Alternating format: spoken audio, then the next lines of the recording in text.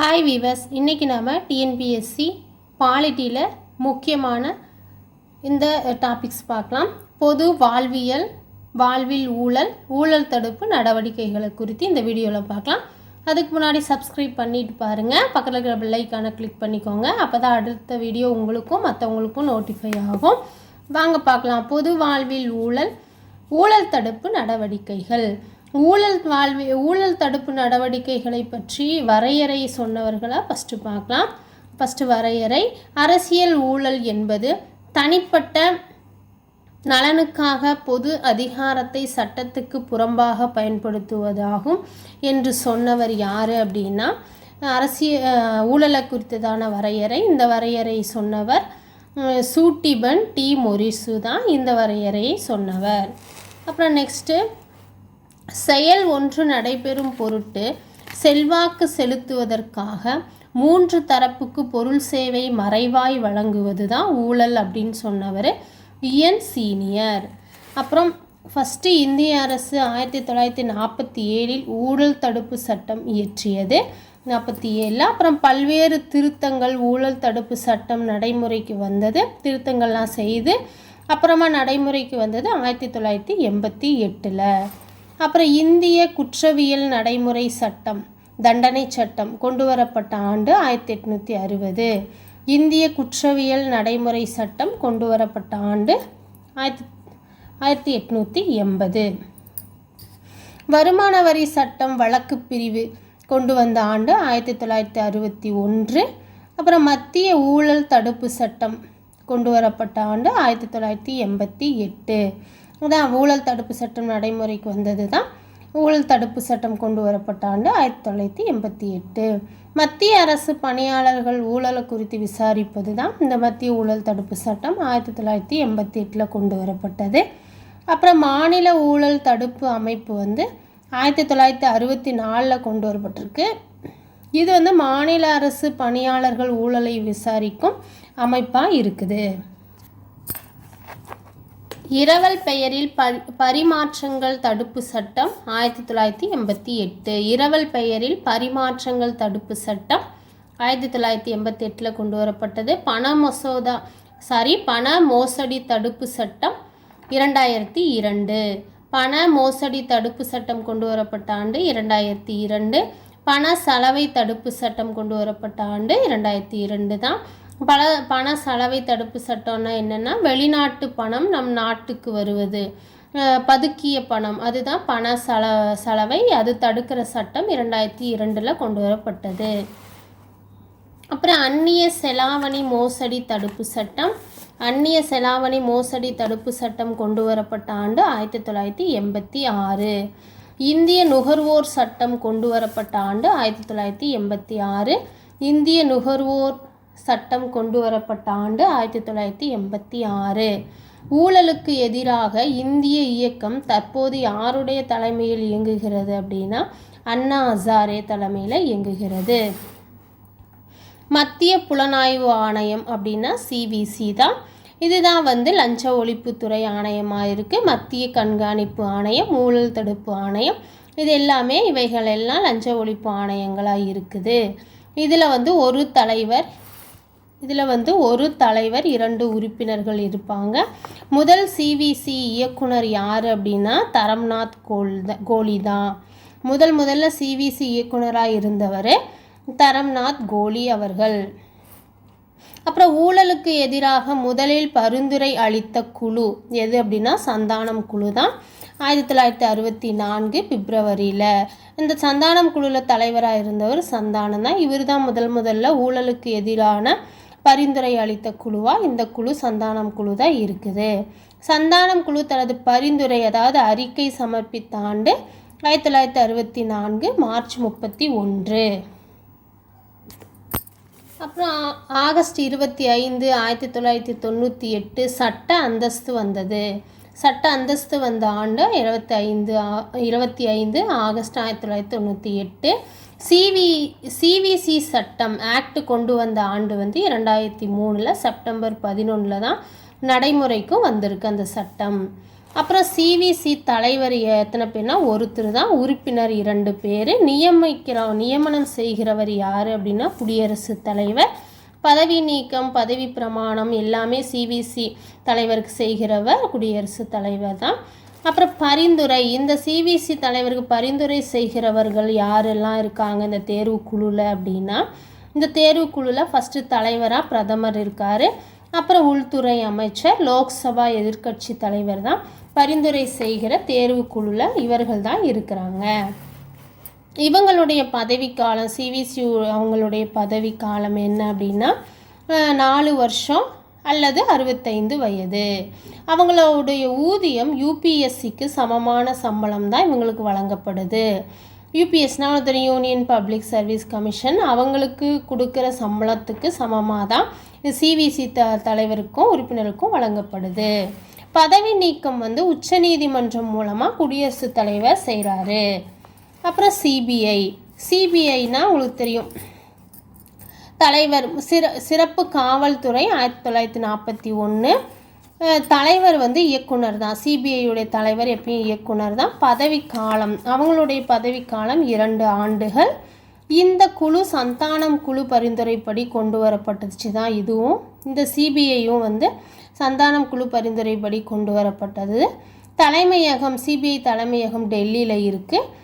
Cabinet கீழ் தான் CBI செயல்படுகிறது. நெக்ஸ்ட்டு தகவல் ஆணையம் ஆர்டிஐ பற்றி பார்க்கலாம். 1923 ரகசிய பாதுகாப்பு சட்டம் ஆங்கிலேயர் காலத்தில் கொண்டு வரப்பட்டது. ரகசிய பாதுகாப்பு சட்டம் 1923. தகவல் அறியும் உரிமை சட்டம் இயற்றிய ஆண்டு ஜூன் 15, 2005. தகவல் அறியும் உரிமை சட்டம் இயற்றியது ஜூன் 15, 2005. தகவல் அறியும் உரிமை சட்டம் நடைமுறைக்கு வந்த ஆண்டு அக்டோபர் 12, 2005. இந்த கொஸ்டின் டிஎன்பிஎஸ்சியில் நிறைய டைம் கேட்டிருக்காங்க. தகவல் அறியும் உரிமை சட்டம் நடைமுறைக்கு வந்த ஆண்டு அக்டோபர் 12, 2005. சுதந்திர தகவல் சட்டம் செயலிழந்தது எப்போன்னா 2002 செயலிழந்துருச்சு. அப்புறம் சுதந்திரமான தன்னிச்சையான அமைப்பாக வந்து தகவல் ஆணையம் இருந்துச்சு. எப்படியெல்லாம் இந்த தகவல் ஆணையத்தில் போய் நம்ம தகவல் பெறலாம் அப்படின்னா, பதிவேடு, ஆவணம், மின்னஞ்சல், ஒப்பந்தம், சிடி மூலமாக நம்ம தகவல்களை நம்ம பொதுமக்கள் பெறலாம். பொது தகவல் அலுவலர் தான் இங்கே இருப்பாங்க. பப்ளிக் இன்ஃபர்மேஷன் ஆஃபீஸர்கிட்ட தான் நம்ம இந்த தகவல்கள் எல்லாம் பெறணும். அந்த பிரிவு 5 படி தான் அவரை வேலையில் அமர்த்தியிருக்காங்க. நம்ம அரசாங்கம் வந்து அவர் பொது தகவல் அலுவலரை எந்த பிரிவின் படி தகவல் ஆணையரை நியமிச்சிருக்காங்க அப்படின்னா, வேலையில் அமர்த்தியிருக்காங்க அப்படின்னா பிரிவு 5 படியாக தான் அவரை வேலையில் அமர்த்தியிருக்காங்க. அப்புறம் பிரிவு 6 வந்து என்ன சொல்லுது நமக்கு அப்படின்னா, எழுத்து மூலம் தகவல் பெறலாம் என சொல்லுகிறது. நாம் தகவல் ஆணையத்தில் போய் தகவலை பெறணும், எழுத்து மூலமாக தகவல் பெறலாம் அப்படிங்கிற சொல்கிற பிரிவு 6. அப்போ எப்படி அந்த கட்டணம் எவ்வளோன்னா ரூபாய் 10 தான் அந்த கட்டணம், விண்ணப்ப கட்டணம். 30 நாட்களுக்குள் தகவல் நமக்கு தருவாங்க. அப்புறம் 30 நாட்கள் கழிச்சிருச்சு, அதுக்கு நமக்கு இன்னும் 30 நாள் இன்னும் தகவல் கிடைக்கல அப்படிங்கிற பட்சத்தில் நாம் மேல்முறையீடு செய்யலாம். அது வந்து 48 மணி நேரம். 48 மணி நேரத்துக்குள்ளே தகவல் தரது என்ன அப்படின்னா, உயிர் சம்மந்தப்பட்டது, தனி மனித சம்மந்தப்பட்ட காரியமாக அந்த நிகழ்வாக இருந்தால் 48 மணி நேரத்துக்குள்ளே நமக்கு தகவல் கிடைச்சிரும், கொடுத்துருவாங்க. வேலை நாட்கள் 5 நாட்களுக்குள், வேலை நாளாக இருந்துச்சுன்னா 5 நாட்களுக்குள் கிடைக்கும். பொறுப்பு மத்திய மாநில தகவல் ஆணையம் வந்து 90 நாட்களுக்குள்.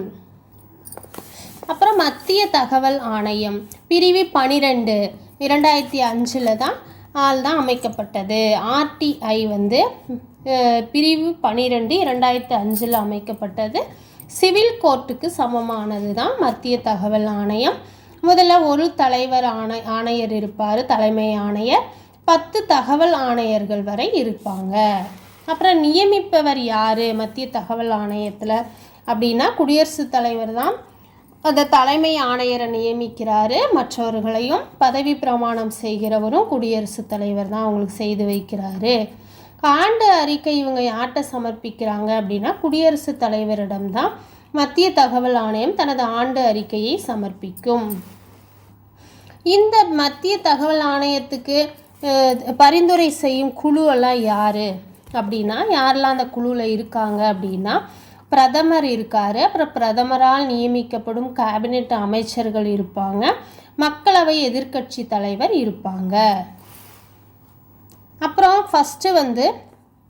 ஃபஸ்ட்டு தலைவர், அதாவது மத்திய தகவல் ஆணையத்துடைய முதல் தலைவர் யார் அப்படின்னா வாஜாவுத் ஹபீபுல்லா தான் முதல் தலைவராக இருந்திருக்காரு.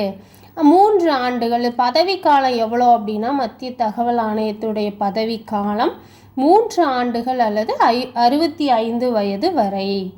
இந்திய தலைமை தேர்தல் ஆணையத்துக்கு சமமான தலைவர்களுடைய இந்த மத்திய தகவல் ஆணையத்துடைய தலைவர் இந்திய தலைமை தேர்தல் ஆணையர் இருக்கார் பற்றியா, அவருக்கு சமமான தலைவராக இருக்கார்.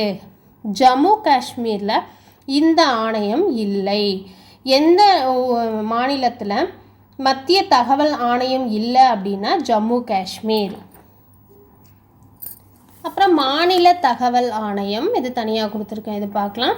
ஆர்டிஐ பிரிவு 15ஆல் அமைக்கப்பட்டது தான் மாநில தகவல் ஆணையம். அது 12, இது 15. மாநில தகவல் ஆணையம் அமைக்கப்பட்ட பிரிவு 15, அது மூலமாக தான் இது அமைக்கப்பட்டிருக்கு. மாநில தகவல் ஆணையம் மாநில தலைமை செயலகத்துக்கு சமமாக இருக்குது. மாநில தகவல் ஆணையம் ஒரு தலைவரும் 10 ஆண்டுகள் வரை இருக்கலாம். ஒரு தலைவர் இருக்காருன்னா ஒரு 10 ஆண்டுகள் வரை பதவி வகிக்கலாம் மாநில தகவல் ஆணையரா. அப்புறம் நியமனம்